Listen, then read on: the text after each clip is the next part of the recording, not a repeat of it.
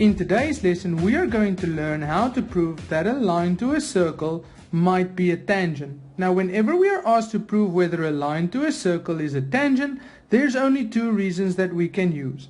Now, let's say we're given a diagram like this. Well, and we want to prove that this line is a tangent to the circle. Now, we are going to have to go and calculate the sizes of angles. So if for some reason or any reason we can calculate the size of this angle, and we can calculate the size of this angle for any reason, and then we see that this angle has exactly the same size as this angle, well, we know this will be a tangent because these two angles form part of one of the tangent theorems, which is the tangent chord theorem, right? But now we didn't know this was a tangent, and we calculated the angles first to prove that this is a tangent. Then we use this reason. Angle between line and chord is equal to the angle in the opposite circle segment. Now look closely, I didn't say here angle between tangent and chord because we didn't know it was a tangent and we didn't calculate the angles from this reason. We calculated the angles first to get the tangent. Okay, got it? So we use this reason.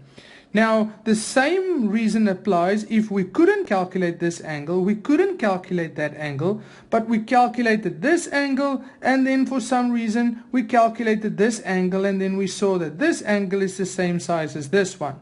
Well, again, this fits the tangent chord theorem, so this will be a tangent, and here's our reason. Angle between line and chord is equal to angle in opposite circle segment, because we calculated the angles first to prove that this line is a tangent. Got it? Now, there's one other reason that we can use, and that is when our diagram looks like this, and we know that this is a diameter or this is a radius.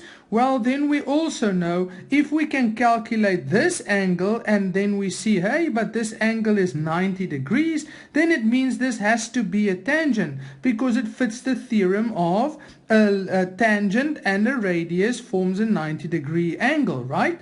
Okay, but we calculated the angle to prove this is a tangent. So in other words, we say line is perpendicular to radius. Therefore, this has to be a tangent. So I didn't write here tangent perpendicular to radius because we didn't use that theorem to prove this is 90. We calculated the 90 in any different way, and then we know that this has to be a tangent. So I hope you understand, and to make it clear, let's go and have a look at an example. Now here we are given a diagram, and let's go and read. In the diagram, BDE are on the circumference of the circle, BF is equal to BG, and FGC bisects angle BCD, and angle BGF is equal to 65 degrees, and angle GCD is equal to 25 degrees. Now let's quickly have a look to see if all of this is in our diagram.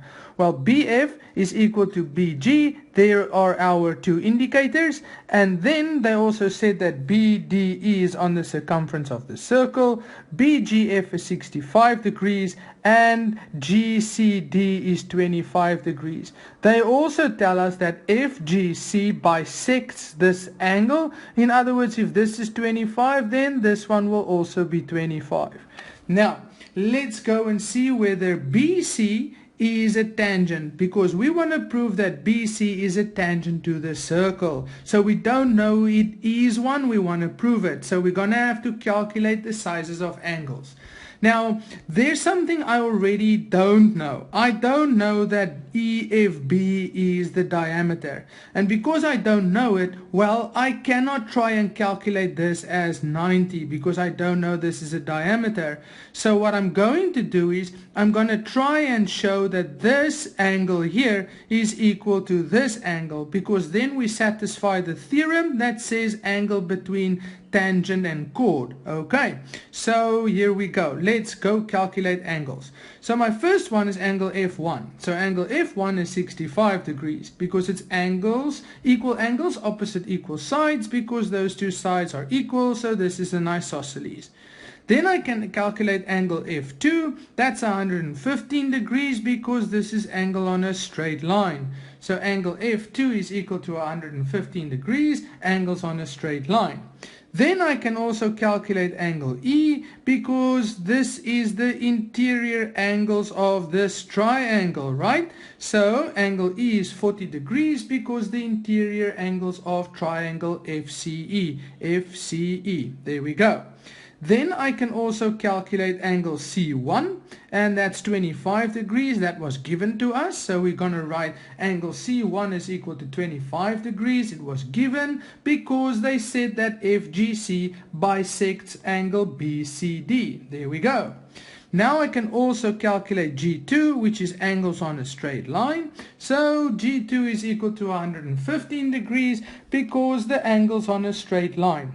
Therefore, I can calculate angle B1 and I can see that it's going to be 40 degrees because of the interior angles of triangle BCG, and there is BCG. Okay.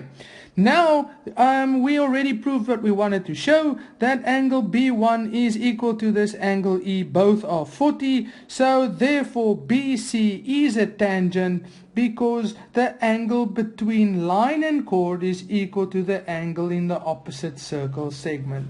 And that is how we prove that BC is a tangent. Got it? So whenever you're asked to prove whether a line is a tangent, you're going to have to calculate the sizes of angles until one of those two reasons are satisfied. See you again next time. Bye.